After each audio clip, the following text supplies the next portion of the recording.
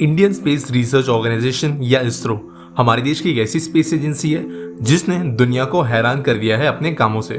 मंगल पर पहले अटेम्प्ट पर लैंड करना, चांद पर पानी की डिस्कवरी, एक रॉकेट लॉन्च में 104 सैटेलाइट्स को लॉन्च करना, इस तरीके के कई सारी चीजों के कारण इसरो का नाम आज दुनिया में बहुत ही ज्यादा पॉजिटिव है। और आगे जाकर इसरो अपनी काबिलियत को किन मिशंस में डाइवर्ट करेगा, इस बात को लेकर आज हम चर्चा करेंगे।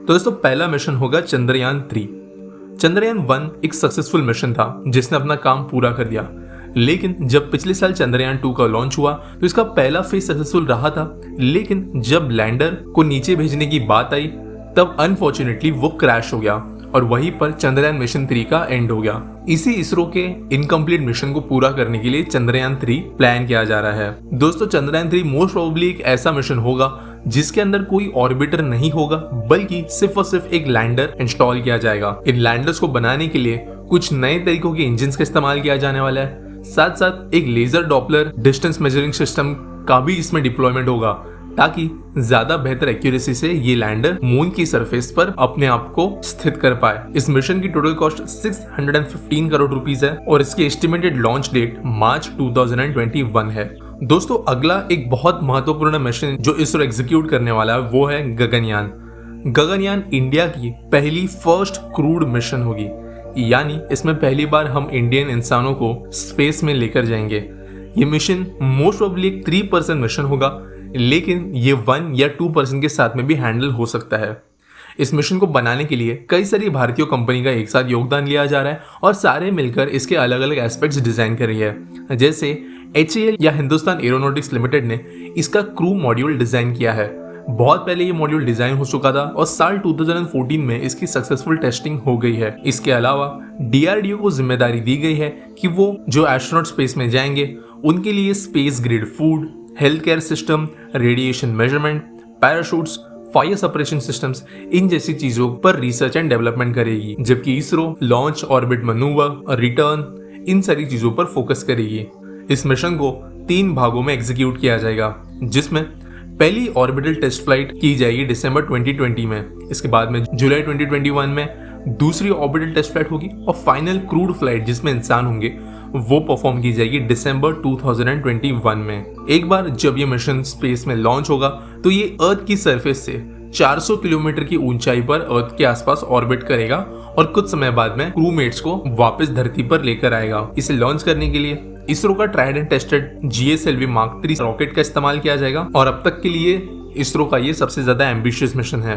अगला दोस्तों मिशन है आदित्य L1। दोस्तों इसरो हमेशा से एक चीज में आगे रहा है कि वो कभी भी बाकी दुनिया के स्पेस एजेंसीज की रेस में नहीं लगता है। इसरो को कोई इंटरेस्ट नहीं है कि बाकी स्पेस एजेंसीज जो चीज कर रही है वही सेम चीज वो करे, लेकिन जब भी कोई भी मिशन इसरो प्लान करती है तो बहुत स्पेसिफिकली साइंटिफिक नीड्स के हिसाब से वो अपने मिशन प्लान करती है और अकॉर्डिंगली वहां पर अपने रिसोर्स डाइवर्ट करती है।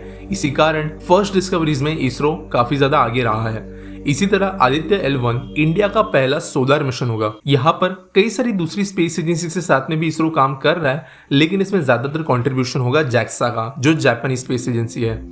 L1 प्रोब 1500 kg वेट रखेगा और इसका नाम आदित्य L1 इसलिए रखा गया है क्योंकि L1 ऑर्बिट एक ऐसा सेट ऑर्बिट है सन के पास में जिसमें इस प्रोब को डिप्लॉय किया जाएगा। इसका मेन काम होगा सन के अलग अलग एलिमेंट्स, फोटोस्फीयर, क्रोमोस्फीयर, कोरोना, इन सारी चीजों को ऑब्जर्व करना, जबकि इस मिशन को 2 सवालों को सॉल्व करने के हिसाब से स्पेसिफिकली डिजाइन किया जा रहा है। पहला ये कि फिजिक्स की दुनिया में आज भी ये एक बहुत बड़ी मिस्ट्री है कि सन के अपर एटमॉस्फेयर का टेम्परेचर 1 मिलियन डिग्री सेल्सियस से भी ज्यादा होता है, लेकिन लोअर एटमॉस्फेयर में टेम्परेचर 5730 डिग्री सेल्सियस पर ही टिका रहता है।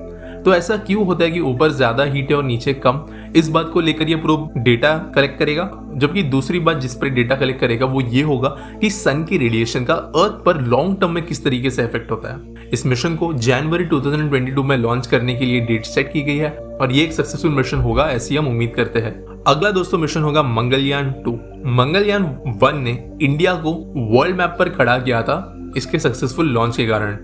और इसी के तर्ज पर मंगलयान 2 मिशन इसरो ने आगे फ्यूचर में लॉन्च करने के लिए प्लान किया है। दोस्तों ये मिशन भी GSLV Mark 3 रॉकेट्स को यूज करके हुए बनाया जाएगा और इंडिया फ्रांस मिलकर एक अग्रीमेंट जिन्होंने जो साइन किया है उसके तर्ज पर इसे जॉइंटली डेवलप करेगी। ये मिशन थोड़ा अभी आप कह सकते हो कि प्राइमरी फेज पे है और अभी एटलीस्ट ऐसी उम्मीदें नजर आ रही कि इस मिशन में एक लैंडर भी होगा, यानी मार्स की सरफेस पर हम कोई रोवर उतारेंगे, जबकि पहले वाले मिशन में सिर्फ और सिर्फ ऑर्बिटर था। इस मिशन में कई सोफिस्टिकेटेड इंस्ट्रूमेंट्स लगाए जाएंगे जो ना सिर्फ इंडिया के होंगे लेकिन बाहरी देशों से भी मंगाए जाएंगे उनकी स्पेस एजेंसी से, और ये सारे इंस्ट्रूमेंट्स मार्स की सरफेस पर बड़े पैमाने पर ऑब्जर्वेशंस और डेटा कलेक्शन का काम करेंगे। अगला दोस्तों जो इसरो का मिशन है वो है निसार या फिर NASA ISRO synthetic aperture radar. दोस्तों ये मिशन ना सिर्फ इसरो का लेकिन अब तक पूरे दुनिया का सबसे महंगा अर्थ ऑब्जर्वेशन सैटेलाइट होगा। जैसे इसके नाम में आपको समझ में आता है कि नासा और इसरो मिलकर इसे डेवलप कर रही है और इसके अंदर एक dual frequency synthetic aperture radar लगा होगा। इस सैटेलाइट के जरिए natural processes of earth, remote sensing, ice masses और कई सारे अर्दन फिनोमेनन्स को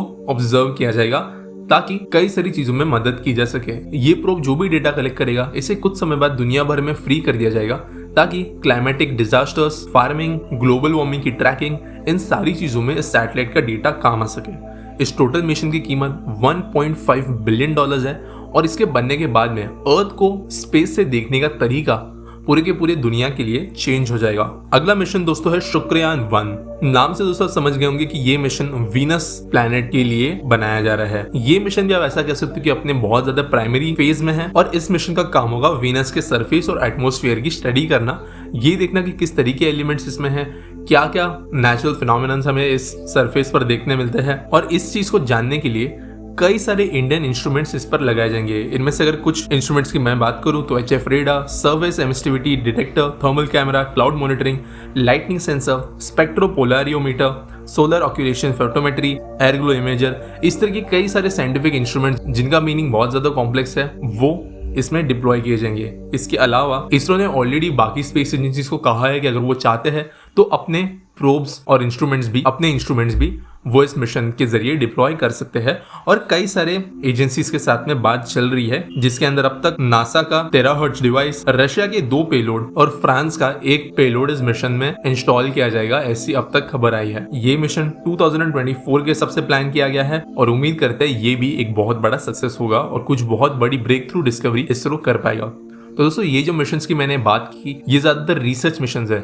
इसके अंदर नई चीजें ढूंढने के लिए काम होगा, नए साइंटिफिक रिसर्च करने का काम होगा, लेकिन इसके अलावा भी इसरो कंटिन्यूस काम कर रहा है कमर्शियल स्पेस ऑपरेशंस पे। यानी दोस्तों जिस तरीके से हमारे वेदर सैटेलाइट्स होते हैं, कमर्शियल कम्युनिकेशन सैटेलाइट्स होते हैं, मिलिट्री सैटेलाइट्स होते हैं, इसके अलावा रीयूजेबल लॉन्च व्हीकल्स, हमारा खुद का स्पेस शटल, इन जैसे कई सारे मिशंस पर इसरो काम कर रहा है जिनका टारगेट कोई नई डिस्कवरीज नहीं करना है, लेकिन ऑलरेडी हमारी जो बड़ी स्पेस इंडस्ट्री है उसमें मदद करने के लिए ये डिजाइन किए जा रहे हैं। तो ऐसा नहीं है कि इसरो सिर्फ इन 4-5 मिशंस पर काम कर रहा है, इसके अलावा भी इससे भी कई ज्यादा बहुत बड़े पैमाने पर इसरो बाकी चीजों पर काम कर रहा है। दोस्तों उम्मीद करते हैं कि इसरो ने जिस तरीके से हमें बहुत ज्यादा प्राइड पिछले कुछ सालों में दिया है आगे जाकर वह ये चीज बरकरार रहेगी, और हम इसरो के लिए बेस्ट विशेस रखते हैं कि इन सारे मिशंस में इसरो बहुत ज्यादा सक्सेसफुल रहेगी। तो दोस्तों अगर आपको इसमें से किसी भी मिशन के बारे में इन डिटेल जानना हो तो आप कई सारे ऐसे यूट्यूब चैनल्स हैं जिनको फॉलो करके इन्हें डिटेल में समझ सकते हो।